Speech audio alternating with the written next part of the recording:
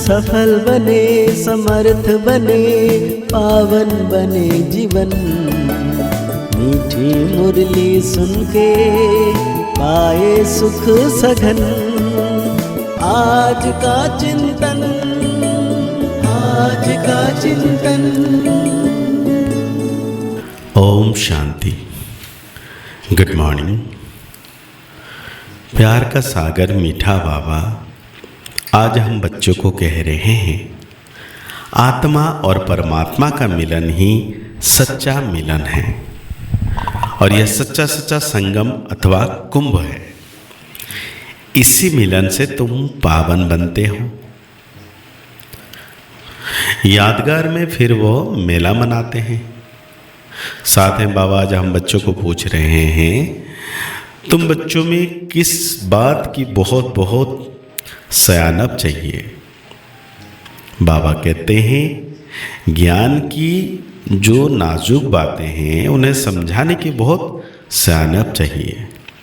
एक से ज्ञान मार्ग और भक्ति मार्ग को सिद्ध करना है, ऐसे समझाना है जैसे चूहा फूंक भी देता है और काट भी लेता है तो सर्विस की युक्तियां रचनी है। कुंभ मेले पर प्रदर्शनी लगाकर अनेक आत्माओं का कल्याण करना है। पतित से पावन होने की युक्ति बतानी है। बाबा ने बहुत प्यारा सा गीत याद किए हैं।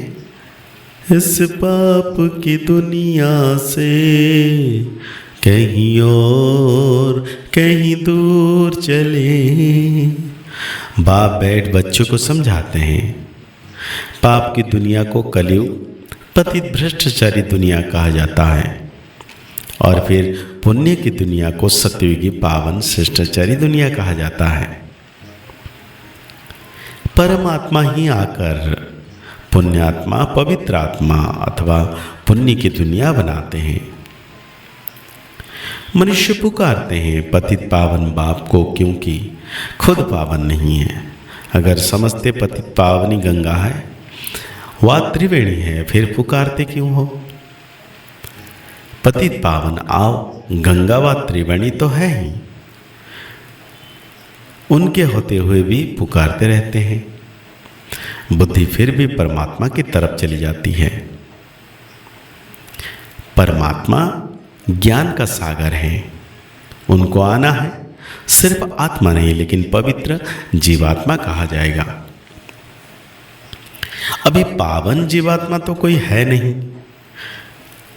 पतित पावन बाप आते ही तब हैं जब सत्ययुगी पावन दुनिया की स्थापना करनी है और कलयुग दुनिया का विनाश। तो ये कौन सा समय है? भागते हैं जरूर संगम युग पर ही आएंगे। मनुष्य कुंभ के मेले पर बहुत दान करते हैं। वो कमाई होगी साधु संतों को और गवर्नमेंट को। यहाँ तुमको तन मन धन सहित सब कुछ दान करना होता है। पतित पावन बाप को वो फिर तुमको भविष्य में स्वर्ग का मालिक बनाते हैं। वो नाम लेते हैं त्रिवेणी सागर में मिले। वो नाम लेते हैं त्रिवेणी का और दान देते हैं साधु संतों को। वास्तव में संगम उसको कहेंगे जहां सब नदियां आकर सागर में मिले। वहां सागर तो है नहीं, ये तो नदियां आपस में मिलती हैं। नदियां और सागर के मिलने को ही सच्चा सच्चा मेला कहा जाता है। लेकिन यह भी ड्रामा में नूंद है, इसमें गवर्नमेंट का भी रोल। मोटर गाड़ी, हाँ जमीन, रेलगाड़ी आदि की बहुत कमाई होती है, तो यह कमाई का मेला लगता है। इन बातों को तुम बच्चे जज कर सकते हो क्योंकि तुम हो ईश्वरीय मत पर। तो कुंभ के मेले का अर्थ निकालना चाहिए। बाबा ऐसे निबंध देते हैं, जो सेंसिबल बच्चे हैं उनको उठाना चाहिए। गाते हैं पतित पावन आओ, आकर पावन बनाओ। तो यह पर्चे निकलनी चाहिए। बहनों भाइयों, क्या पतित पावन ज्ञान सागर परमपिता परमात्मा है या ये नदियां हैं? यह तो सदैव है। परमात्मा का तो पुकारा जाता है आने के लिए। वास्तव में पतित पावन तो एक परमात्मा है। आत्माएं और परमात्मा अलग रहे बहुकाल। वही सतगुरु आकर सबको सदगति दे वापस ले जाते हैं। ज्ञान स्नान तो वास्तव में परमपिता परमात्मा से करना चाहिए। पावन दुनिया की स्थापना परमपिता परमात्मा कराते हैं। तुम उसे जानते नहीं हो। भारत जब श्रेष्ठाचारी था तब उसमें दही अभिमानी देवताएं रहते थे। तो बाबा कहते हैं पति पावन एक बाप है और वो एक ही है। और वो कहते हैं मैं तब आता हूं जब पावन बनाना होता है। तुमको सिद्ध करना है पतित पावन कौन है। मनुष्य पावन दुनिया स्वर्ग को याद करते हैं। कोई मरता है तो खिलाते क्यों हो। तुम श्रीनाथ के मंदिर में देखेंगे कितने माल बनते हैं। अब श्रीनाथपुरी और जगन्नाथपुरी वास्तव में एक ही बात, परंतु वहाँ श्रीनाथ द्वार में देखेंगे तो बहुत वैभव बनते हैं और जगन्नाथपुरी में सिर्फ ही के चावल का भोग लगाते हैं, घी आदि कुछ नहीं पड़ता। ये फर्क बताते हैं। गोरा है तो ऐसा माल और सांवरा है तो भूखा चावल, सूखा चावल। राज बड़ा अच्छा है। ये बाप बेट समझाते हैं। श्रीनाथ द्वार में इतने भोग लगाते हैं तो फिर पुजारी लोग दुकान में बेचते भी हैं। उन्हों की कमाई का आधार भी उस पर है। मिलता मुफ्त में है फिर कमाते हैं। तो देखो कितनी अंधश्रद्धा की बात है। तो बाबा कहते हैं ज्ञान मार्ग सदगति मार्ग है। गंगा ज्ञान स्नान से जो गंगा ज्ञान है जो बाबा बहाते हैं उससे ही सदगति होती है। लेकिन सिर्फ गंगा पानी वाला स्नान करने से नहीं होती है। मनुष्य खुदा के नाम पर बहुत दान पुण्य करते हैं तो एक जन्म के लिए फल मिल जाता है। यहाँ तो 21 जन्म के लिए, यहाँ तो 21 जन्म के लिए मिलता है। ईश्वर अर्थ दान करने से ताकत मिलती है। ये ईश्वर को जानते ही नहीं तो ताकत ही नहीं रही है। हिंदू के गुरु गोसाई तो ढेर हैं। क्रिश्चियन का देखेंगे तो एक है। एक का कितना रिगार्ड है। रिलीजन इज माइट कहा जाता है। अभी तुमने रिलीजन को समझा है तो कितनी ताकत मिलती है। बाबा कहते हैं बच्चे सबको यही वशीकरण मंत्र दो। बच्चों को बाप कहते हैं तुम जहां से आए हो उसे याद करो तो अंतमति स्वगति हो जाएगी। बाप को याद करने से ही पावन बन सकते हैं। बाबा कहते हैं हर एक आत्मा का अपना अपना पाठ है। एक जैसा पद नहीं मिल सकता। अंत में सबका पाठ क्लियर हो जाएगा। झाड़ कितना बड़ा है, कितने मनुष्य हैं। मुख्य तो जो बड़े बड़े टाल टलियां हैं वो देखने में आएंगे।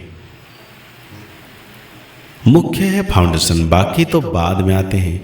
उनमें ताकत कम होती है। स्वर्ग में सभी नहीं आ सकते हैं। भारत ही है विंता। ऐसे नहीं कि भारत के बदले जापान खंड हेवन हो जाएगा। ऐसे हो नहीं सकता है। तो बाबा कहते हैं अनन्य बच्चे ही चलेंगे। सजनियां साथ में बहुत चलेंगे जिसका दीपक जगा हुआ होगा। जिनके दीवे बुझे हुए होंगे वो साथ में थोड़ी चलेंगे। बाकी तो नंबरवार पिछाड़ी में आएंगे। लेकिन पवित्र तो सब बनेंगे क्योंकि सबको घर जाना है। तो बात कहते हैं बच्चों को समझाया गया है धर्म स्थापक कोई भी सभी का कल्याण नहीं कर सकते हैं। कोई भी धर्म स्थापक हो, बहुतों की महिमा करनी है। बाप ही आकर सर्व के सदगति दाता बनते हैं, तब ही शांति होती है। विश्व में शांति थी। सृष्टि के आदि में स्वर्ग में एक धर्म था, अभी अनेक धर्म हैं। देह अभिमान के कारण देह को ही पूजते हैं। तो आज बाबा हम बच्चों को धारणा में कहते हैं सजाओं से बचने के लिए देह के सर्व संबंधों से बुद्धियोग निकाल एक बाप से बुद्धियोग जोड़ना है। अंत समय में बाप के सिवाय कोई भी याद ना आए। निरंकारी वन साइलेंस में रहे, कांटों को फूल बनाने की मेहनत करनी है। श्रीमत पर अंधों की लाठी बनना है। पावन बनाना है। आज बाबा हम बच्चों को वरदान दे रहे हैं, समर्थ संकल्प द्वारा जमा का खाता बढ़ाने वाले होली हंस भव। जैसे हंस कंकड़ और रत्न को अलग करते हैं, ऐसे आप होली हंस अर्थात समर्थ और व्यर्थ को परखने वाले, जैसे हंस कभी कंकड़ को चुग नहीं सकता, अलग करके रख देते, छोड़ देते, ग्रहण नहीं करते, ऐसे आप होली हंस व्यर्थ को छोड़ समर्थ संकल्प को धारण करते हो। व्यर्थ बहुत समय सुना, बोला, किया, लेकिन उसके परिणाम में सब कुछ गंवाया। अब गंवाने वाले नहीं, जमा का खाता बढ़ाने वाले हो। आज बाबा हम बच्चों को स्लोगन दे रहे हैं, स्वयं को ईश्वरीय मर्यादाओं के कंगन में बांध लो तो सर्व बंधन समाप्त हो जाएगा। तो आज के मुरली के अनुसार हम सो मान लेंगे, मैं समर्थ संकल्पधारी आत्मा हूँ, मैं समर्थ संकल्पधारी आत्मा हूँ। मुरली को और गहरी रीति से चिंतन करते हुए हमेशा बाबा की याद में रहना है। सर्वशक्तिवान बाबा मेरे साथ है। मुस्कुराते रहिए, आगे बढ़ते रहिए, पुरुषार्थ करते रहिए, खुश रहें, स्वस्थ रहें, मस्त रहें। ओम शांति, ओम शांति, ओम शांति।